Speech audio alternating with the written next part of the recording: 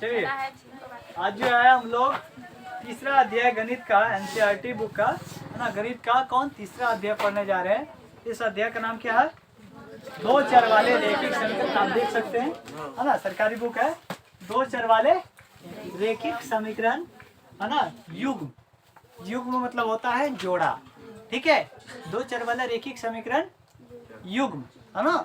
तो आइए आपको बताते हैं। सबसे पहले तो इसमें दो चर भाग लेगा। कितने चर? दो। एक x, एक y, एक z, एक और कुछ, एक a, एक b है ना। अर्थात इसमें जो चर की संख्या होगा वो कितना होगा? दो होगा, है ना। उन्हीं का युग्म पढ़ने जा रहे हैं। युग्म ने जोड़ा है ना, उसको युग्म ने क्या बोलते हैं? जोड़ा। आइए यहाँ पर सबसे पहले हम लिख दिए हैं दो चर वाले रैखिक समीकरण युग्म का व्यापक या उसे क्या बोले? मानक। व्यापक या मानक है ना, मानक रूप। रूप हमने नहीं लिखा है ना, व्यापक या मानक रूप। तो व्यापक या मानक रूप क्या होता है ये समझिए। ये क्या होता है? ये है a1x, क्या लिखे हम? a1x plus b1y plus c1 equal 0। ये a1 b1 c1 ये क्यों लिखे? क्योंकि इसमें समीकरणों का युग्म होता है, जोड़ा होता है, अर्थात दो गो समीकरण होता है। तो पहला समीकरण का जो पहला समीकरण में जो है उनको 1 में हम सूचित कर दिए और दूसरा समीकरण को उसको 2 में सूचित कर दिए। तो देखिए आप लोग क्या है, a1x plus b1 plus c1 equal 0। दूसरा क्या लिखे हैं? a2x plus b2y plus c2 equal 0। इसमें सब 1 के रूप में, चाहे a हो, b हो, c हो, इसमें a, b और c ये क्या है? 2 के रूप में, ठीक है। और यहाँ पे लिखे जहाँ, देखिए क्या लिखे? जहाँ a, b और c कोई वास्तविक संख्या, ये a, b, c की जगह पर कोई संख्या आ सकता है। वास्तविक संख्या मतलब माइनस प्लस में कोई 4, 3, 5, 10, 15 कुछ भी आ सकता है, ठीक है। ये वास्तविक संख्या है, समझ गए? व्यापक रूप समझ गए?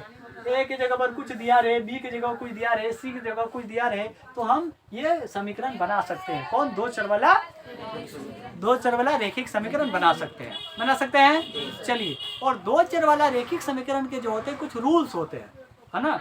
दो चर वाले रैखिक समीकरण के क्या होते हैं? कुछ रूल होते हैं, कुछ नियम होते हैं, है ना। इस नियम को हम जानते हैं। तो जानिए, दो चर वाला रैखिक समीकरण के 3 नियम होते हैं। कितने नियम होते हैं? तीन स्थितियां हैं। तीनों स्थिति में अनेक अलग अलग नियम है, समझ गए? तो आइए आपको दिखाते हैं। यहाँ पर समझिए, यहाँ पर हम क्या लिखे? अनुपातों की तुलना लिखे है ना। यहाँ पर क्या लिखे? ग्राफीय निरूपण। यहाँ क्या लिखे? हल की स्थिति। यहाँ क्या लिखे? संगत असंगत। और यहाँ क्या लिखे? ग्राफ, है ना। ये मतलब 1, 2, 3, 4, 5 स्थिति है ना, 5 स्थिति है। और ये दो चर वाला रैखिक समीकरण के हम अनुपातों की तुलना हम स्थिति में करते हैं कि कब कब क्या होता है, ठीक है। आइए, जब आपका दो चर वाला रैखिक समीकरण है ना का अनुपात की तुलना इस प्रकार रहेगा। इस प्रकार बोले तो या क्या लिखा हो? a1 बटे a2 बराबर नहीं, इसको क्या बोलते हैं? बराबर नहीं b1 बटे b2।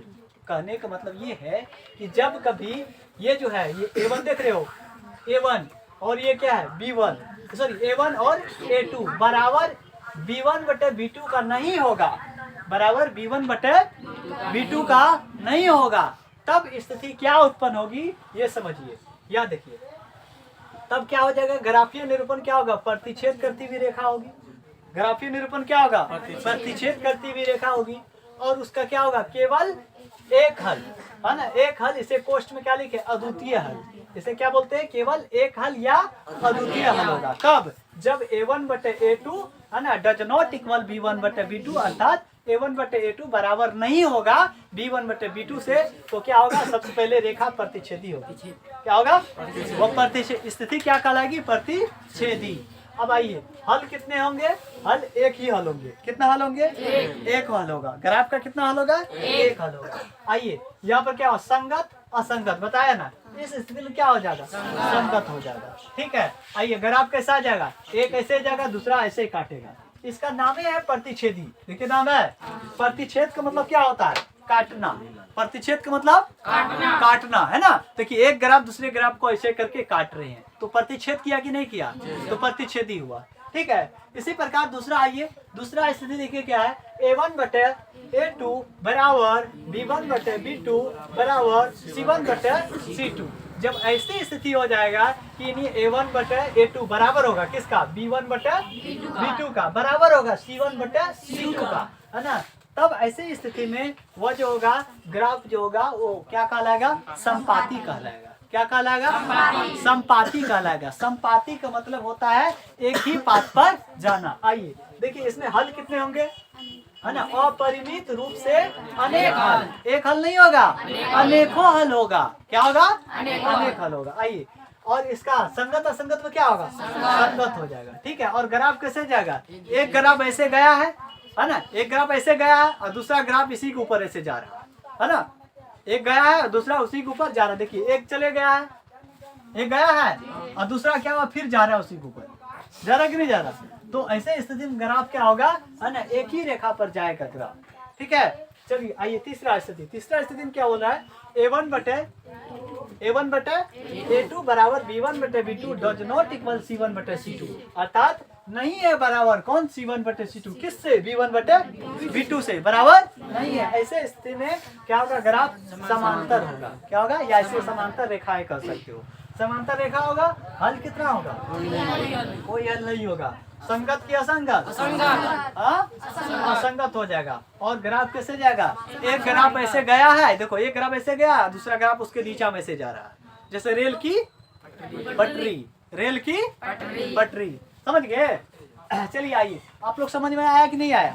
चलिए ये तो हम बता दिए, आप लोग को इसे याद कैसे रखना है सुनिए। आप लोग को इसे याद कैसे रखना है सुनिए। यहाँ पर क्या है, अब सिर्फ याद रखिएगा कि A1 बटे A2 बराबर B1 बटे B2 नहीं है, अर्थात A1 बटे A2 does not equal B1 बटे B2 है। तो सबसे पहले तो प्रतिच्छेद मैंने काटेगा, वो क्या होगा, कटेगा, प्रतिच्छेद करेगा। और यहाँ पर लिखा हुआ प्रतिच्छेद करती हुई रेखा। दूसरा इसका एक ही हल होगा। ग्राफ जितना बार काटता है ना, ग्राफ जो है जितना बार एक ग्राफ दूसरे ग्राफ को काटते हैं उतना ही हल होता है। देखिए ग्राफ क्या बार काटा है, एक बार। एक रेखा जो है, ग्राफ का रेखा जो है, एक रेखा ये दूसरी रेखा को क्या बार काटा है, एक बार एक के जगह ना काटा है, इसीलिए क्या हल, एक हल है ना, क्या हल, एक हल। समझ में आ गया। दूसरा देखिए, केवल एक हल यहाँ पे दिया हुआ। संगत, संगत का मतलब क्या होता है, ये दोनों ग्राफ कहीं न कहीं एक दूसरे को संग किया है, संग किया है। संग माने एक संग, है ना। देखो यहाँ पर संग किया है कि नहीं, संग करने का मतलब दोनों कहीं कहीं मिला हो, तो वही होता है संग। तो ये क्या हो जाएगा, ये संग किया है, इसीलिए क्या होगा, संगत हो जाएगा। दूसरा स्थिति में आपको A1 बटे A2 बराबर B1 बटे B2 बराबर C1 बटे C2, इसमें तीनों के बराबर है, तीनों के क्या है, बराबर है। ऐसे में क्या हो जाएगा, समपाती। समपाती माने जो दो व्यक्तियों का पाथ माने रास्ता एक ही हो, उसे समपाती कहा गया है ना। क्या कहा गया, हम भी ये रास्ता से गए, तू भी ये रास्ता से गए, तो वो कौन सी हो जाएगा, समपाती। एक के पाथ है दोनों का, है ना। समपाती, समपाती में क्या होता है, अपरिमित रूप से अनेक हल होता है। अब अपरिमित रूप से अनेक हल क्यों होता है, क्योंकि संपाती है तो दोनों तो एक ही लाइन पे जाएगा, और दोनों क्या होगा, हमेशा टच करेगा। हमने बोला जितना बार टच करेगा, है ना, उतना ही हल होगा। इसका हल कितना है, अपरिमित रूप से अनेक। तो कितना बार ये ग्राफ दूसरे ग्राफ को टच किया है, अनेकों बार। जहां तक ये जाएगा दोनों, वहां तक क्या होगा, छूते हुए जाएगा, है ना। जितना बार छुएगा उतना हल होगा। तो ये अनेकों बार छुआ है, इसीलिए इसका हल क्या होगा, अनेक हल। और ये संगत कभी संग किया है एक दूसरे से, नहीं किया है, ये संग नहीं किया है, हमेशा इसका संगे है। जहां तक जाएगा संगे संग जाएगा, इसीलिए क्या होगा, संगत हो जाएगा। समझ में आया।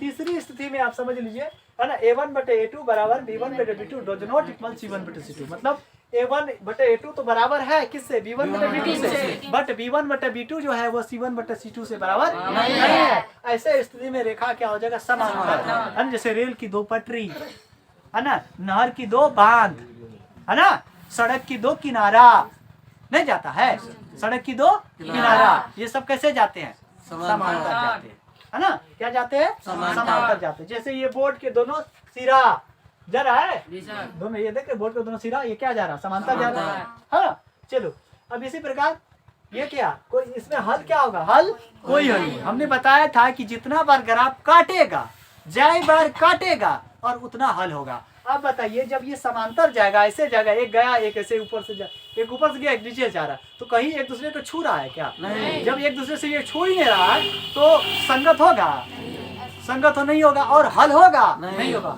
हल तभी होता है जब एक ग्राफ दूसरे ग्राफ को काटता है, एक ग्राफ दूसरे ग्राफ को काटता है, तब हल होगा। तो ये क्या होगा, कोई हल नहीं हो, क्योंकि ये ग्राफ, दोनों ग्राफ अलग अलग चल रहा है, एक जा रहे ऊपर एक जा रहे नीचा, कभी ये दोनों सटने वाला नहीं है, ये समांतर जा रहे। कैसा जा रहे? समांतर। और रेल का पटरी कभी सटा है?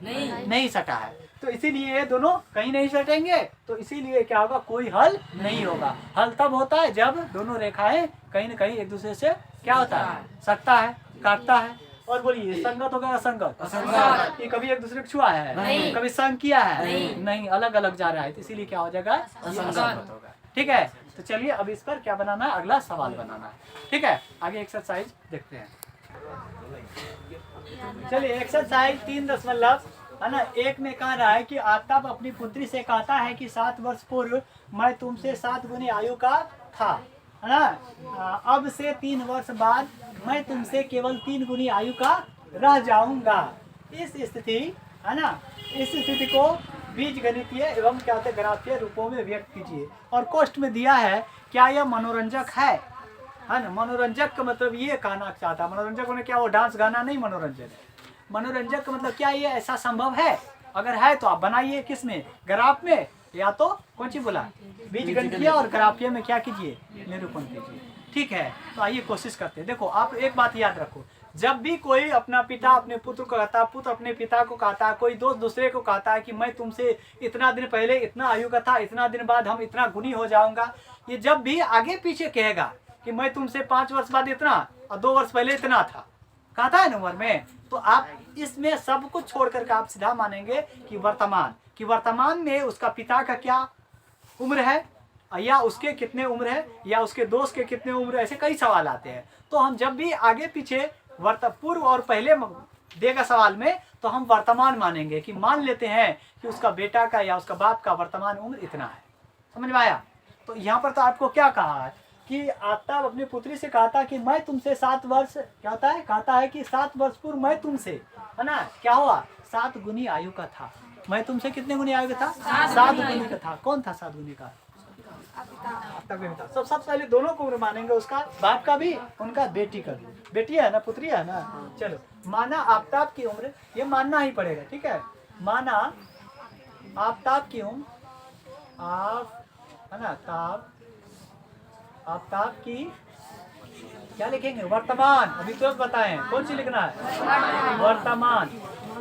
वर्तमान आयु कितना हो जाएगा, आयु कितना मान लेते हैं, वाई भी मान सकते हैं, जेड भी मान सकते हैं, कुछ भी मान सकते हैं। एक्स वर्ष है ना। तथा क्या लिखेंगे, तब या तथा किसका, पुत्री का, है ना, किसका पुत्री, मेरा पुत्री नहीं, है ना, आफ्ताब की पुत्री, है ना, की वर्तमान आयु कौन वर्ष मानेंगे, वाई वर्ष मान लेते। कोई दिक्कत, किसी को परेशानी नहीं है? ठीक है परेशानी नहीं है। तो आइए क्या बोलता है, 7 वर्ष पूर्व, है ना, 7 वर्ष पूर्व मैंने पहले, अभी उसका बाप कितना है, x वर्ष का, 7 वर्ष पहले कितना हो जाएगा, जल्दी बताओ। 7 वर्ष पहले उसका पिता क्या हो जाएगा, x में से 7 घटाओगे कि नहीं घटाओगे, बोलो x में से 7 घटाओगे कि नहीं, है 7 वर्ष पूर्व उसका पिता हो जाएगा। ये कौन हो जाएगा, ये कौन है, पिता। ठीक है, अब चलो कौन सी देखना है, पुत्री भी 7 वर्ष पूर्व में देखा जाएगा, पुत्री 1 अब, है ना, क्या होगा, y माइनस 7, क्योंकि 7 वर्ष पूर्व ने जो बीत गया है ना, 7 वर्ष पूर्व जो है ये किसका उम्र हुआ, पिता का। 7 वर्ष पूर्व ये किसका उम्र हुआ, पुत्री का। तो कहता है कि 7 वर्ष पूर्व मैं तुमसे कितना आयु का था, 7 गुनी आयु का था। कौन बड़का होगा ये बताओ, बाप बड़ा होगा 7 गुना कि बेटी बड़ी होगी 7 गुनी, बाप ने बड़ा होगा कितना गुना, 7 गुना। तो आइए हम दोनों उम्रों को बराबर करेंगे, बेटी का और बाप का दोनों को उम्र जो है हम बराबर करना चाहेंगे, है ना, बराबर करेंगे। तो ये है उसका बाप का, है ना, x माइनस कितना 7, है ना, और ये है उसका कौन किसका, जल्दी बताओ, है ना, बराबर ये क्या हो जाएगा, पुत्री का, y माइनस क्या हो जाएगा, y माइनस 7 हो जाएगा, है कि नहीं। दोनों को उम्र को बराबर करेंगे। ये तो 7 गुना आयु का ये है, किससे, इस बेटी से, है ना, लेकिन दोनों उम्र बराबर करेंगे तो इसमें 7 से गुना कर देंगे। अब 7 से गुना इसमें क्यों करेंगे, क्योंकि 7 गुना बड़ा ये है, लेकिन हम दोनों को बराबर करेंगे, इसमें हम 7 से गुना कर देंगे तो दोनों क्या होगा, बराबर हो जाएगा। और ऐसे स्थिति में मेरा क्या बन जाएगा, समीकरण बन जाएगी। देखिए ये क्या रहेगा, x का x से -7 रहेगा बराबर, इधर देखिए क्या होगा 7y हो जाएगा, होगा 7y होगा, माइनस क्या होगा 49 हो जाएगा। यहाँ तक सही है तुम लोग? चलो यहाँ तक सही हो तो आगे देखो, आगे तो भैया क्या लिखेंगे x और माइनस में क्या लिखेंगे 7y, किसी को दिक्कत नहीं। अब बोलिए यहाँ पर क्या लिखेंगे, माइनस में क्या 49 है, इसको उठा के प्लस में कितना होगा 7 हो जाएगा। बोलिए होगा कि नहीं होगा? अब लिखिए क्या लिखेंगे x - 7y होगा। अब क्या लिखेंगे बोलो, माइनस में जुटेगा कितना हो जाएगा, बराबर क्या होगा -42 हो जाएगा, -42 होगा। लेकिन हम 42 को बराबर की सेट करेंगे तो बोलो क्या होगा, +42 हो जाएगा। +42 इक्वल में कुछ नहीं है तो 0 डाल दो, इसे समीकरण क्या बना दो, 1 बना दो। इसी प्रकार क्या होते हैं 7। अब फिर क्या बोलता है अगला देखो, अब से 3 वर्ष बाद, तो 3 वर्ष बाद तो 3 वर्ष बाद तो 3 वर्ष बाद बेटी भी बढ़ेगी और बाप भी बढ़ेंगे। वर्तमान 1 साल है, वर्तमान कितना है, बाप 1 साल का है और बेटी y साल का है। 3 वर्ष बाद तो बढ़ेगा कि नहीं बढ़ेगा? 3 वर्ष बाद क्या होगा, पुत्र, पुत्र न कि पिता, पिता, पिता पहले पिता है ना, पहले क्या लिखना है पिता। पिता क्या होगा 3 वर्ष बाद, x प्लस कितना जल्दी बताओ 3 हो जाएगा, और पुत्री कितना हो जाएगा जल्दी बताओ, y प्लस क्या हो जाएंगे, y प्लस है ना 3 हो जाएंगे। अब देखो ये 3 वर्ष बाद क्या बोलता है, अब से 3 वर्ष बाद मैं तुमसे केवल 3 गुनी आयु का रह जाऊंगा। 3 गुनी रह जाएगा कौन, बाप उसका आज से 3 साल बाद क्या हो जाएगा 3 गुनी हो जाएगा, किससे, बेटी से। तो हम दोनों उम्र को फिर वही कहानी बराबर करेंगे, तो x क्या लिखेंगे प्लस में 3 है ना, और देखिए और यहाँ पर क्या बराबर, अब इधर क्या होगा y और प्लस 3, कौन 3 गुनी का हो जाएगा जल्दी बताओ, अरे बाप ने 3 गुनी का था, और दोनों को बराबर करेंगे तो इसमें 3 गुनी करेंगे है ना। तो ये क्या हो जाएगा x प्लस 3 बराबर क्या होगा 3 है ना, प्लस में क्या होगा 9, अर्थात इसको हम सही करेंगे तो क्या होगा x बोलिए माइनस में 3y है ना, इक्वल है ना क्या है, इक्वल क्या 9 है, और इसको करेंगे माइनस में 3 करेंगे तो ये कितना हो जाएगा जल्दी बोलिए, x माइनस 3y है ना, बोलिए क्या होगा 3 होगा 6 होगा, लेकिन बराबर की दर करेंगे -6 इक्वल में 0। ये हो गया समीकरण 2। तो ये आपका हो गया कौन चीज, बीज गणित में निरूपण हो गया है। और ग्राफ में निरूपण करने के लिए आपको ग्राफ खींचना पड़ेगा, जो कि इस पे संभव नहीं, कॉपी में संभव है, ठीक है ना। तो ग्राफ जो है वो कॉपी आप लाइएगा, आप लोग को बता देंगे।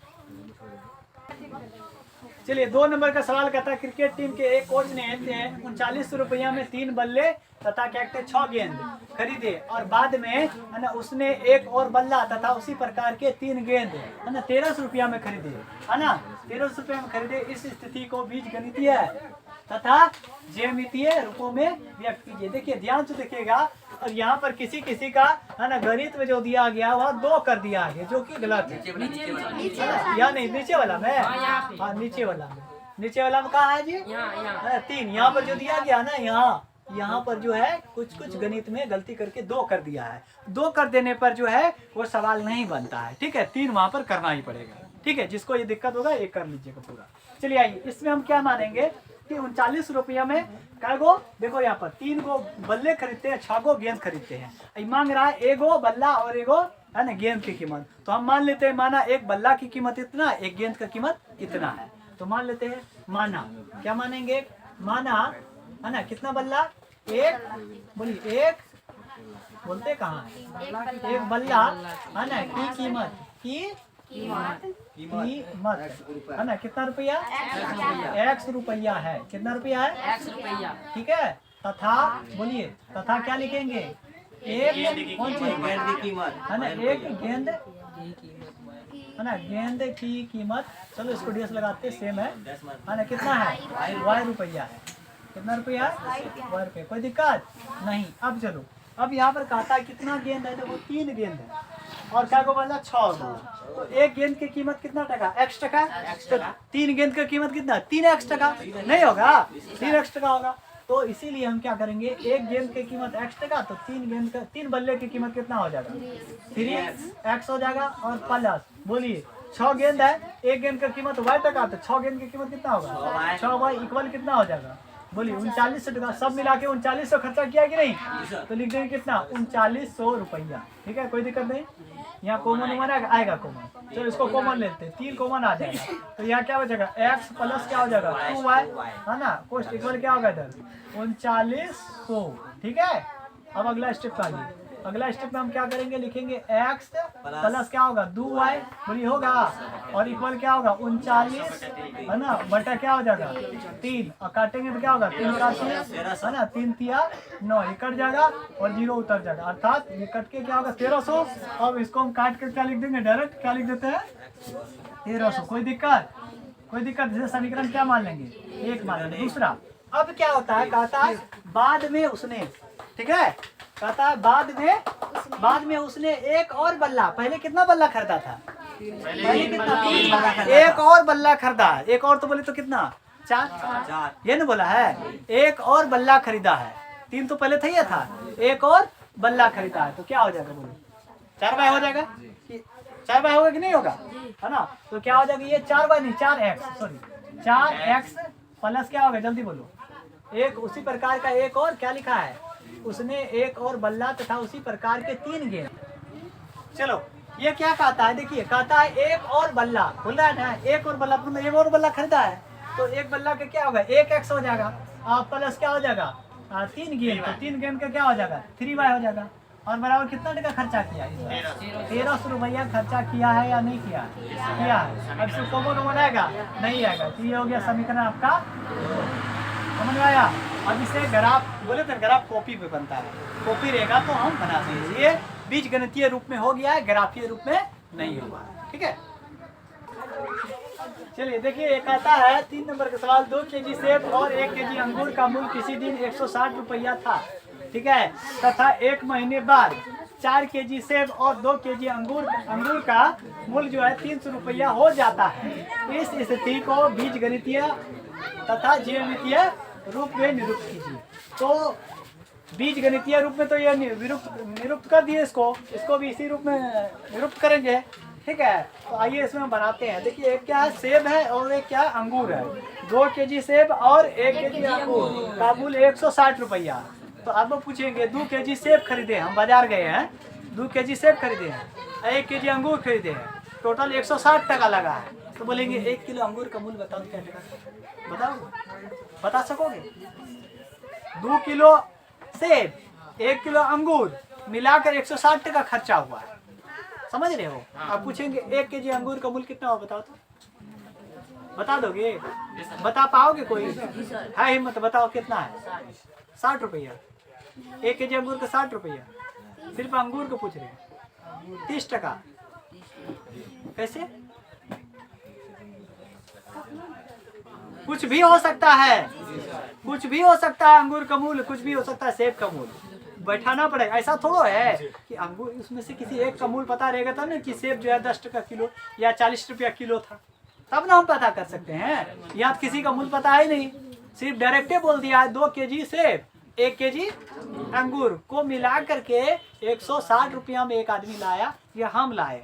फिर 1 महीना बाद वही अंगूर खरीदने गए, वही सेब खरीदने गए, 4 केजी सेब और क्या केजी अंगूर 2 केजी अंगूर, कितना रुपया मिला 300 टका मिला, है ना। तो आप प्रत्येक स्थिति में आपको 1 केजी सेब और 1 केजी अंगूर का मूल्य ज्ञात करना है, ठीक है। ऐसे स्थिति में जब किसी का भी मालूम नहीं रहे, 2 वस्तु दिए रहे और दोनों में से मालूम नहीं रहे इसका मूल्य क्या उसका मूल्य क्या, लेकिन दोनों का कुल मूल्य दिया रहे, तो ऐसे स्थिति में x और y यानी 2 चर वाला रैखिक समीकरण से ही इसका इस्तेमाल करते हैं, प्रयोग करके इसका मूल्य निकालते हैं, समझे। ऐसे स्थिति में आप लोग भी अगर घर में फंस जाओ तो आप लोग भी 2 चर वाला रैखिक समीकरण का क्या लेना है, हेल्प लेना है, क्या लेना है, हेल्प लेना है। चलिए आइए इसे मान लेते हैं, क्या मानेंगे बोलिए, क्या मानेंगे, माना क्या मानेंगे, माना 1 केजी सेब, कितना केजी 1 केजी कौन चीज, पहले सेब है ना, सेब का क्या लिखना है मूल्य कितना रुपया, है ना, मूल्य कितना रुपया x रुपया है, x भी कुछ और भी मान सकते हैं, x रुपया है, कोई दिक्कत कोई दर्द पेट उठ में ठंडी है इसीलिए। चलो आगे देखते हैं, है ना, ठीक है। तथा बात क्या कर रहे हो मनीष, कोई बात उठ बैठ कर रहा था, चलो देखो यार। तथा 1 केजी है ना, 1 केजी क्या बोलेंगे अंगूर, अंगूर हाँ जी अंगूर, और क्या लिखेंगे अंगूर का मूल्य मूल्य कितना हो वाई रुपया है। कोई दिक्कत? कोई दिक्कत नहीं। अब आइए प्रश्न से। प्रश्न में क्या बोलता है 2 kg कौन चीज? प्रश्न से लिख दोगे तो अच्छा रहेगा, उधर लिखवे नहीं किए है ना। प्रश्न से है ना 2 kg से 1 kg सेब का मूल्य x टका था, 2 kg कितना टका बोलिए? 2x टका होगा। अब प्लस 1 kg अंगूर का मूल्य क्या टका? y टका। 1 kg क्या होगा? 1 y होगा, नहीं y होगा। और कुल मिला के कितना टका? 160 रुपया। हुआ या नहीं हुआ? इसे कटने कुटने वाला नहीं है, कोमल लेने वाला। इसे समीकरण क्या मान लेंगे? क्या मान लेंगे? एक। अब आइए फिर क्या लिखेंगे? फिर क्या है अगले महीना? देखिए कहता है ना 1 महीना बाद 4 kg सेब और 2 kg अंगूर का मूल्य 300 हो जाता है। तो 1 kg का कितना माने? x टका। तो 4 kg का कितना हो जाएगा? 4x प्लस 2 kg का कितना हो जाएगा?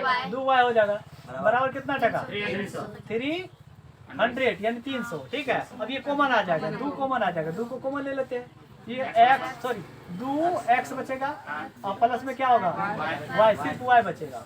y और इक्वल इधर क्या बचेगा? 300। बोलिए ये इधर 2 काट देगा इसको कि नहीं? दिखाना पड़ेगा है ना। ये देखो क्या लिखेंगे? 2x प्लस क्या होगा? y इक्वल क्या होगा? 300 होगा बटे इधर गुना में तो बराबर को 60 भागा में तो कितना होगा? 150 होगा। तो इसको मिटा के डायरेक्ट क्या लिख दें? 150 लिख दें। 150 समीकरण क्या बन गया? 2। ठीक है।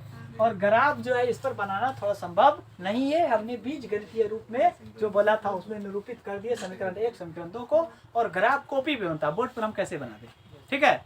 तो अब ये अध्याय जो है 3.1 आज खत्म हो जाता है। अब कल बताएंगे 3.2। ठीक है।